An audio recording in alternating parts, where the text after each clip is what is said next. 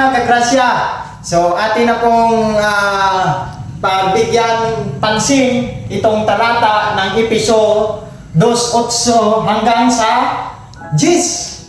So dahil marami ngayon ang nalilito hanggang sa ngayon na pagkaligtasan ang pinag-uusapan, ay marami kang idadagdag ang gawa, tradisyon, relihiyon. Pero sa talatang ito ng episode, kabanata 2 at talata 8 hanggang 10, malinaw na sinasabi ng Biblia na wala kang dapat idagdag.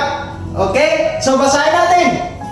Sapagkat dahil sa kagandahang loob ng Diyos, kayo ay naligtas sa pamamagitan ng pananampalataya.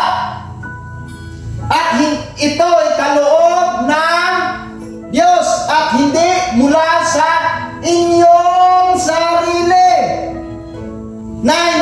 Hindi ito bunga ng inyong gawa. Kaya walang maipagmalaki ang sinuman. Kung ano tayo ngayon ay gawa